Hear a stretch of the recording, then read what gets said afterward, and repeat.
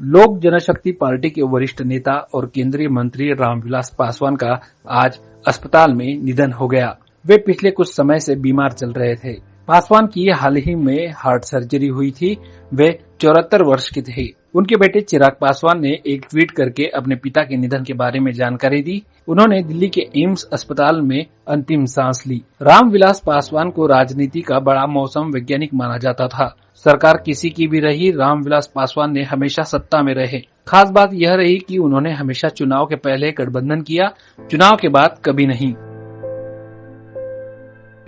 लोक जनशक्ति पार्टी की स्थापना 2000 में रामविलास पासवान ने की थी। रामविलास पहले जनता पार्टी से होते हुए जनता दल और उसके बाद जनता दल यूनाइटेड का हिस्सा रहे, लेकिन जब बिहार की सियासत के हालात बदल गए तो उन्होंने अपनी पार्टी बना ली।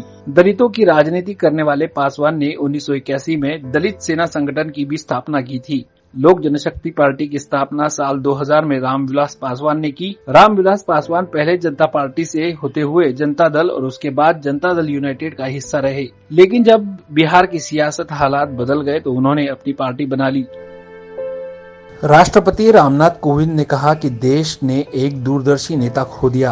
रामविलास पासवान संसद के सबसे अधिक सक्रिय और सबसे लंबे समय तक सेवा देने वाले मेंबर रहे। वे दलितों की आवाज थे और उन्होंने हाशिए पर धकेल दिए गए लोगों की लड़ाई लड़ी।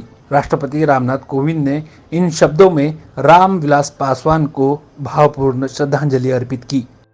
रामविलास पासवान पिछले करीब 1 महीने से अस्पताल में भर्ती थे। एम्स में 2 अक्टूबर की रात को उनकी हार्ट सर्जरी की गई। यह पासवान की दूसरी हार्ट सर्जरी थी। इससे पहले भी उनकी एक बाईपास सर्जरी हो चुकी थी।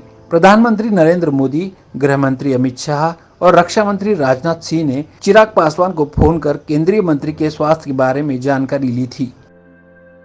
लोजपा के अध्यक्ष चिराग पासवान के लिए कठिन समय है। बिहार विधानसभा चुनाव में उनकी पार्टी ने अकेले लड़ने का फैसला किया है और पिता रामविलास नहीं रहे। चिराग ने अपने पिता का अंतिम समय तक साथ नहीं छोड़ा। बीते 2 महीनों से, यानी जब से बिहार चुनाव की गहमागहमी शुरू हुई, तब भी चिराग पिता के पास दिल्ली में मौजूद रहे। जब पासवान की तबीयत बिगड़नी शुरू हुई, उसके बाद से चिराग किसी भी सार्वजनिक कार्यक्रम में नहीं गए। एक बार दिल्ली के महावीर मंदिर गए, जहां उन्होंने पिता के लिए प्रार्थना की थी। बिहार चुनाव की सरगर्मी के बावजूद उन्होंने राजनीतिक गतिविधियों में हिस्सा नहीं लिया, इंटरव्यू नहीं दिया और न मीडिया से बयानबाजी की। लगातार अस्पताल और घर के बीच ही दौड़ते रहे। पार्टी की अहम बैठकों में भी केवल मौजूदगी के लिए वह उपस्थित रहे। सोशल मीडिया के जरिए समर्थकों को पिता की बीमारी और स्वास्थ्य के बारे में जानकारी भी देते रहे।